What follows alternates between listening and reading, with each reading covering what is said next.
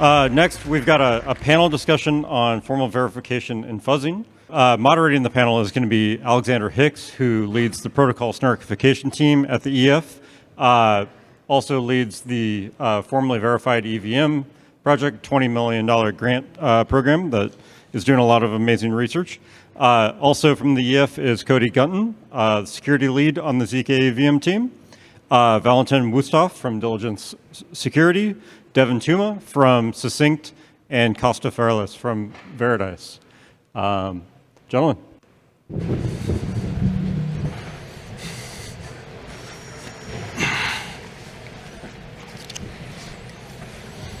Check. It works. OK, so just for the record, I can't see the timer, so if you go over time, just buzz me. But yeah, thanks everyone for coming. It's obviously been a fantastic day of talks so far. We've had form verification has been mentioned a couple times in the more general security, discussion about security and hardening ZK VMs and reliability and all of this. We have a fantastic panel that actually covers a lot of different aspects of formal methods. So we've got Valentin over there who does a lot of fuzzing. Cody has been doing some compliance testing and some fuzzing. Devin does a lot of work in Lean. It was for proof assistance, I guess, and the manual side of form verification. And then Kostas has been doing a lot of automated verification with SMT solvers. So first, maybe everyone on the panel can quickly introduce themselves. You have about 30 seconds to a minute to shill whatever you want, and then we'll get in a shill-free discussion. All right. Should I start? OK. I'm Kostas. I'm the CTO of Veritice. So we do a lot of auditing, but more related to this panel, we recently released Audit Hub, which has a set of formal method tools that already some of the ZK VMs in this room are using while they develop to find bugs. And yeah, finally, in collaboration with the Ethereum Foundation, we also created LLZK, which is an intermediate representation that tries to unify the development of ZK circuits. So that way, like, everybody is benefiting from other people's work, and people can get our tools if they lower the circuits to LLZK. I'm Devin at Succinct. I've been working on verifying the circuit logic, and I'm also a PhD student at Minnesota, and I've been working on formally verified cryptography there, and I've gotten involved a lot with Alex's work to formalize the proof systems and the actual underlying cryptographic arguments. So both of those things have been happening in Lean, the proof assistant. I think proof assistants are the way forward. I think they can do a lot of great things. So I'm glad that the EF has really invested in this. Yeah. I'm Cody Gunton. I'm a member of the ZKVM team at the Ethereum Foundation.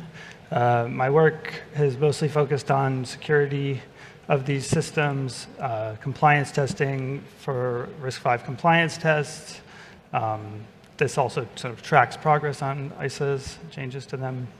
And some fuzzing work. I built a RISC-V fuzzer that some grantees are developing further. And I've also built a Plunky 3 verifier fuzzer. And yeah, I'll be helping to coordinate the efforts for security more broadly, on top of digging into a bit myself. Yeah, I'm Valentin. I'm a researcher at Diligence Security. And we've been kind of doing a lot of fuzzing over the last 2 years, focusing on various ZK infrastructure projects. So we've built 2-3 different fuzzers. One fuzzer targets kind of languages like Noir and Circum, trying to find bugs there.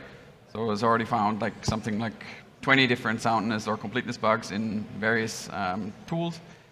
And now recently we also started looking at ZK VMs. We have built another fuzzer there that has already found something like 11 soundness and completeness bugs. 3 of them were soundness bugs. Yeah. OK, so I think it's quite an interesting time to discuss form verification and formal methods and fuzzing and testing and all of this in general. First, because obviously we have ZK VMs which are hitting big performance milestones. So that means we're getting closer and closer to deploying them, which means we should be feeling closer and closer to sleeping well, as Ron would put it. and because it's quite a huge, complex stack where most likely the ability of audit to really figure things out is quite limited, and we've definitely seen obviously bugs happen to fairly heavily audited code bases. But also because we've also reached several milestones in terms of form verification and fuzzing. So as Valentin just mentioned, you found several soundness and completeness issues in ZK VMs. We've had Devon was part of the first effort to formally verify a RISC-V circuit, and they've done so successfully, obviously in collaboration with Nethermind. And then on Costas' side was Veridice. They were obviously, I guess, one of the first to apply SMT solvers to some of the pre-compiles and circuits that you see in ZK VMs, and showing determinism in a way that can be integrated into CI, which was with zero. So I think we can all agree that security is great, form verification is great, we should do it, so on and so forth. It's extremely bland. What is probably much more interesting is to try and figure out how do we actually do it, and how do we actually try to get coverage over the entire stack? Because the stack is pretty big. As the first panel today hinted, there were some suggestions that now that we're hitting performance milestones, the next sprint is going to be about security, and it's going to be about trying to solve all of this, getting obviously provable security on the side of cryptography, but also more generally about the huge software stack that we have to cover. And we have a variety of panelists who are working with a variety of tools that all have different trade-offs. And I don't think we want to argue that any tool is best. I don't think either of us think that any tool is best, even if we have preferences about using Lean. But I do think we want to argue about maybe, how do we make this complementary? Because maybe where there is some friction is both in the fact that we don't have good integration of fuzzing and form verification within ZK VM development teams, maybe with the exception of Succinct, who have Devon. And we also don't have good integration between people using different tools. So maybe let's start on that angle of how do we get a lot of that friction away and actually speed up all of this? I can start, yeah. So I guess as you mentioned, yeah, all of us cover different parts of the stack, right? And then each of our tools has kind of their strong suits and somewhere that they don't work very well. So I think first of all, we need all of us to start talking the same language, right? Because as we mentioned earlier, LLZK came to kind of bring some unity in the fragmented kind of space of ZK DSLs and ZK languages.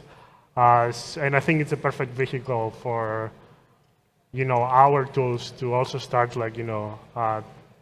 talking the same language, and then start combining techniques like fuzzing, which I think might also benefit from specifications, and also the same for theorem, automated theorem proving, and proof assistance. And people in our kind of branch of academia have kind of been doing that for a long time, where you have a part of the system that is kind of being verified automatically, and then it gets stuck at some point, and then somebody provides an axiom, and then the whole thing becomes push button again. Yeah, I guess I would mention that having multiple tools, even if they overlap in places, is also very useful. When we work with Veridice has found bugs in our code, at least a specific bug, before, weeks before I even started getting to the actual formal verification in Lean Proof Assistant of that, because it moves much slower. So having automatic tools that can give quick feedback, and then also slower, more stronger verification is also, I think, very helpful. I think the tools are additive, right? You can only make things more secure. You can never have, besides resource usage and being able to actually do it, having more tools is very positive, I think. Yeah, I mean, my mind goes to where the teams spend their time, and where they spend their time is determined, by the overall direction of this project, the ZK EVM scaling project, and events like this. I mean, we've pushed really hard on performance, and that means that there's less time toward integrating security tooling, building security tooling, or accepting external contributions. By the way, please merge my PRs when they come your way. Who's not merging? Huh? Who hasn't merged your PRs? Call them out. I'll do my third emoji react on their approval but non-merging comment. Yeah. So I think that, yeah, I would like to just see an overall shift in the emphasis. I mean, it's good to bounce between different foci, right? Like you have performance, you have a security sprint, you have a kind of cleanup sprint. So I think that can help. Yeah, so I can maybe mention how we. So as I said, we basically started with a fuzzer that was targeting not ZKVMs specifically, and there we have a lot of experience working with the linear team. So we used to be in consensus until a few months ago, and there we worked very closely with the linear team, in particular with the GNARC team. We have been essentially fuzzing their system for more than a year now, continuously. So. And there we usually try to kind of basically put as little burden on them as possible. So the way that we're doing this is by essentially running like once a day we kick off a fuzzing job, and then every morning or whatever when they wake up they get essentially like a message just telling them, you know, everything's good, and if not, we will kind of try to provide a minimized counterexample, try to give them a test that they can use for essentially reproducing the bug and fixing it. And this has been very successful in my mind, and the team also has been very receptive of this kind of way of collaborating with our team, but also with the fuzzer. So I think following on this, how do you see things going in terms of an end stage of ZKVM security efforts? Do you see it going where, you know, are we aiming to get every single line of code of every ZKVM, of every guest program, you know, all kind of formally verified in Lean, which, you know, if you have an infinity of guest programs, it's, you know, maybe unrealistic. You know, same with SMTs, with fuzzing. Like, where do you see the kind of ideal end state of all of this in terms of combinations of tools running on different parts, or running on the same parts but on different timelines and different levels of integration with CI? If you have, you know, a wish list or something of where you want to see things go. I mean, I think, like, from my perspective, I think it's quite likely that, you know, there will always be some gaps somewhere. But I think the point should be to use the tools that we have in the most effective way to cover, like, basically have like several nets of security. So for instance, I can say from like our fuzzers, we essentially target kind of like the whole system. So we try to cover all the components. But obviously, like, there can be specialized ways to target individual components more thoroughly than what we're doing for the entire system. So I think this is really an opportunity to kind of combine different tools and then give us more confidence that these tools are actually ready to be deployed and to go live. I mean, audits aren't a silver bullet, nothing is, but I think they're very valuable still. I mean, things can be missed, but many things are not missed. I mean, the teams do very good jobs auditing. And so, I don't know, as an end state, I mean, I imagine sort of releases with periods of open bug bounties and auditing and careful attention to big changes. You would know best about the sort of potential realistic scope of these FV tools, but I mean, it seems like things are coming along extremely well, actually, in there, so I'm bullish on that. Yeah, I mean, I think to get the proofs, the different verifications to cover everything well, it is also important to acknowledge like the limitations and the trust assumptions you have in everything you do. Like there's many assumptions we need to make in order to verify our circuits, for example, and clearly stating those, also being, conscious of things you might miss. If we don't know exactly what each tool is covering, it can be easy to, not fully cover the surface. So I think just being really honest about limitations or strengths of. But I think that's not only from the tools themselves, but also from being able to work off of common representations, so that you don't have gap off of whatever representation you're feeding into each tools, which is a maybe tricky part. Yeah. And like from my perspective, is like, I don't know, my ideal world, like, moving forward is that, like, have kind of like a very thorough security checklist, right? And then kind of like assign tools to take as many items as possible from that security checklist. And then, like, of course, at the end of the day, we're going to have, like, some aspects that are formally verified. But like, we need to kind of like, push automation as much as possible, in my opinion. And then like, also auditing like this type of like, very complex systems manually is a nightmare. And internally from like, our experiences from auditing some of these manually before having the tooling infrastructures, now that we switched to a model where like, we have a tool to assist us, like we feel like, way better to the extent that like, if a new tech stack approaches to kind of like, audit their circuits manually, we offer them initially to kind of like integrate our formal verifier PICUS to kind of like, take a huge mental load off of the auditor. And then like, we're also happy that, we're seeing teams like Succinct and like, Risk Zero kind of like integrating our tools into their CI/CD while they're developed so they can, detect like, bugs as they arise and kind of like, removing items from like, that like checklist. So I think I have, 2 points I want to cover on the panel still, and one of them follows directly on this, which is that indeed auditing is very standard. As I've already said, it's, with the complexity of what we're looking at, it seems very hard to audit. It also seems that economically, based on numbers that I'm hearing about the cost of auditing, which I can only assume that I'm getting correct numbers, and based on the numbers in terms of what it takes to formally verify something, for which I have the very exact numbers, it seems to me that also auditing is becoming both economically and time-wise inefficient compared to the progress that we're seeing in better testing and fuzzing and SMT solvers and proof assistance. So I think maybe you obviously have a view because your business does both, and I guess maybe on your side as well, you have a view where you kind of do both, and I think maybe on the Succinct side, you have paid for audits, so you maybe have a view as well.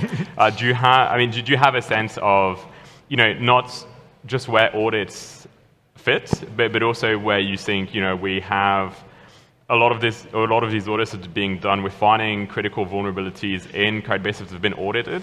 Audits also maybe are not kind of forcing functions if an issue is found. We've seen this with Plonky's tree and the fry verifier skipping the degree check. What does it look like to try and get more representation of formal methods and in places where auditing hasn't been enough? And as part of that, potentially getting to the point where we're providing higher assurances in a shorter amount of time in a way that's maybe more robust to changes as well. So I mean, like the whole thesis of our company is that like, manual auditing, like, is not enough. And like, that's why we have been spending so much time, like, building, like, these tools, not only for ZK, but like, for other ecosystems as well. Like I agree that like, auditing, like, I mean, in this industry, right, like it's a time-boxed endeavor, right? Like you essentially set up a timeline, you set up a scope. There is a lot of back and forth to kind of like, negotiate both the scope and the duration of the audit, and then you kind of like, reach to something that is, of course, suboptimal, because there are constraints from both ends, right? Constraints from the client on their budget, and constraints from our side for like, how much we can dedicate for like, a single client. So, yeah, I mean, like, for us, like, going the formal kind of like, way forward is why we started the company to begin with, and we are really excited that like, they start happening in the ZK space and, specifically in the, ZK VM sub-world of like, the ZK development.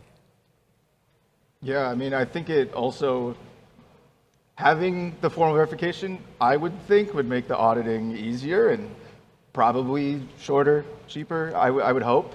Like our circuits, if the auditor can just look at, here's the assumptions in the lien, and we have a full proof of all the arithmetic, ideally they don't need to go through the math proof themselves, right? So even if you can just cut down a lot in that way, I think that's also valuable in reducing the problems with it. I'm not totally clear on the full Optimist picture of what formal verification gives, but I mean, does it cover CUDA kernels? Not yet. Yeah. So I mean, that's a lot of what. Yeah. That's where all the complexity's gone for the past 4 months. But or a so, lot of right? audits are not just Or much looking at of the it. CUDA kernels. Say what? A lot of audits are not looking at the CUDA kernels. Well, that's really a shame. I think maybe maybe they should. They should. Yeah, yeah. And we should fuzz them. Yeah, I mean, the pessimist case is that, you build these tools, but they're so rigid or they break so frequently that people don't maintain this formal verification and invariant, and there's a lag, and they don't actually. I mean, if we find, and we did hear in a conversation earlier that oftentimes the proofs don't break, even under what seem like complex changes. So for me, I don't have an opinion until I have some more personal experience and hear more from teams about. But I think that, yeah, I don't back down from the idea that people reading code and teams reading their own code at some point is incredibly important. Writing tests. Yeah, I mean, I think there's a lot of tools, different approaches, and we should kind of use them in the way that they fit best into the workflow. So from what I've seen in my experience is that building a fuzzer is not. I mean, it's something you can do in like a simple prototype is something you can build in maybe a month or something, just to kind of, and you're getting essentially results like pretty quickly. And I think this is definitely something that makes a lot of sense, and also gives you some. I mean, it doesn't give you the guarantees that you maybe get with formal verification, but it gives you some reassurance that at least there's nothing like.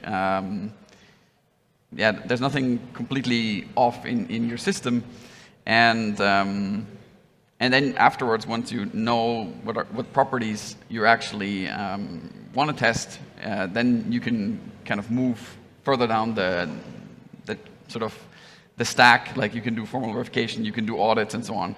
But I think in many cases, like even the formal properties that you want to check are not. The specs are not there usually, and they have to be developed. And there's obviously also room to have specs that are not quite right. I mean, I've done formal verification in the past. I mean, this is always the case, right? You write the specs, and in many cases you realize, oh, the spec is actually off in some way, so you need to go back and fix it. And this is a perfectly normal experience, but it obviously takes a lot of time to kind of do this iterative process. So yeah, that's why I think it makes some sense to kind of start with things that are more lightweight, and then kind of move towards more expensive and more also, more time-consuming, sort of safety measures further down the line, right?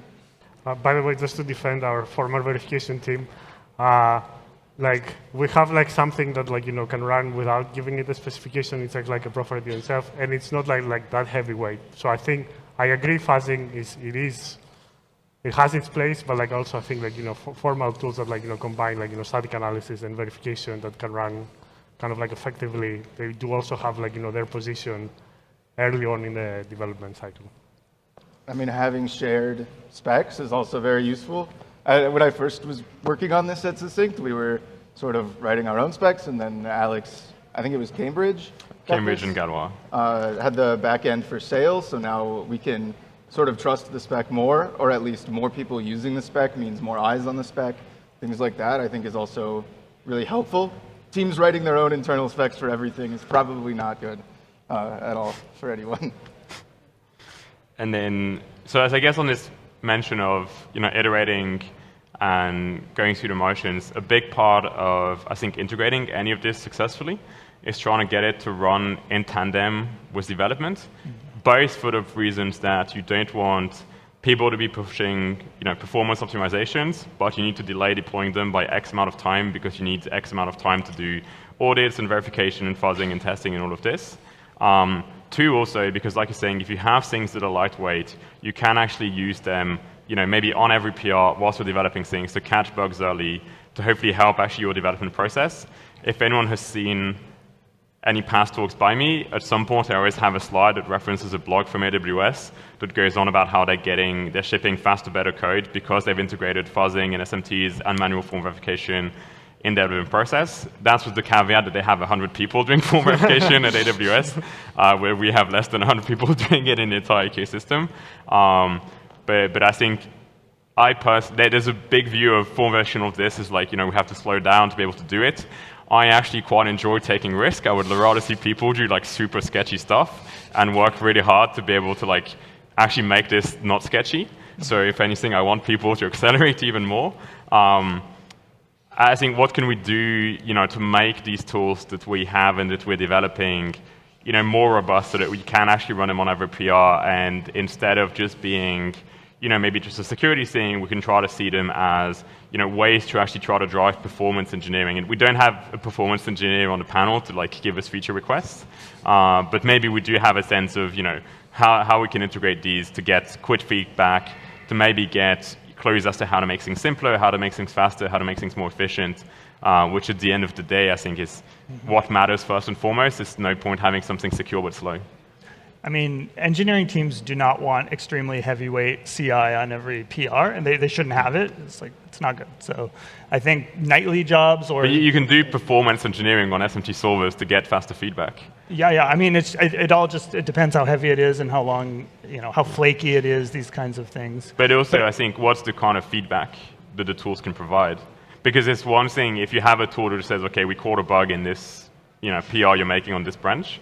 I think it's one thing. And there's another thing, which is, for example, with writing specs, a lot of times writing specs, forces you to try to reason about your code, and you just end up finding optimizations as a result, right? In the same way, when you try to write down some idea on paper, suddenly you figure out, that you need to think a bit more about your idea, and when you try to implement it in code, you figure out you need to think a bit more about what you read on paper. Yeah. And then when you try to write specs, when you try to set up, tools at the start of your development process, maybe rather than at the end, is there some gain?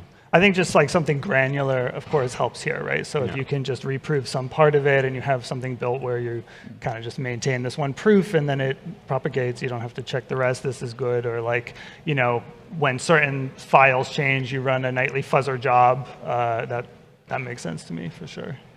But yeah. So we've got some audience questions here. Just letting you guys cook for a little while. We're at time, but mind if I just throw a couple of these up? Yep. Okay, great. Are there any efforts to fully certify the compiler pipeline due to concerns of LLVM being the target and optimization leading to unsoundness of ELF binaries? I have two answers. Okay. One is that LLVM to RISC-V specifically, there is an ongoing form verification project around this happening in Cambridge. I have a draft paper I'm not allowed to share. But it's happening. Not the entire LLVM yet, but a significant portion of LLVM IR.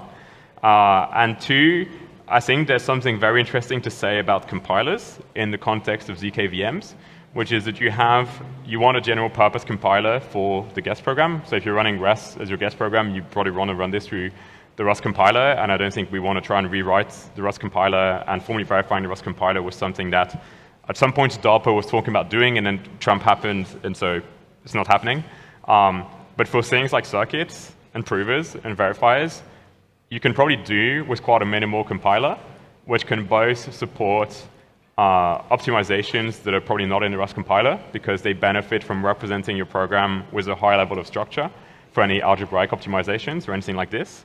And two, the range of things that they operate on and a range of operations that they do is very constrained compared to everything that is in LLVM IR or just mainstream, kind of monolithic compilers. So I do want to maybe bet that we can write compilers that are quite amenable to form verification and can produce, maybe faster verifiers and better circuits, potentially even faster provers than we currently have. I want to say maybe 2027. Ace Proofs Day next year, wherever DEF CON is. I can give an update on that. But we would like to attempt this. Excellent. I actually have a funny anecdote about this. So the first bug that we found with our Argus fuzzer for ZKVMs was actually a compiler bug. So we were like very, very excited that I found the first bug. And then we shared it with the team, and they debugged it. They actually figured out that they've been using a slightly outdated Rust version, and there was a bug in that Rust version that the fuzzer actually found. But yeah. This is the thing that keeps me up at night. It's not bits of security. The compiler's extremely scary. Yeah. Then a quick final question. Why do you have to formally verify the prover? Isn't having robust verifiers sufficient for safety? So the verifier gives you soundness. The prover gives you completeness. Technically speaking, completeness of the proof system is deterministic for something like Fry. But obviously, if the prover is not able to generate a valid witness or just panics for some reason, you might then have a liveness issue on the L1 because you won't have a proof to be verified, and so you would want to avoid that. But obviously, as was hinted by Cody, we're not currently aiming to formally verify handwritten custom CUDA kernels because we lack the tooling to do so. So I think for that, it'll be a lot of testing and hopefully at least fuzzing. Excellent. All right. Thank you all so much. We've got a short break now, and then the last chunk of programming, it's going to be keynote presentations from the 5 real-time proving teams that were up here on stage earlier, plus a really special presentation from Jolt, the A16Z ZK VM that's being developed and coming to ETH-proof soon, and then our final final panel, who pays the provers. I'll see you back here at the half hour.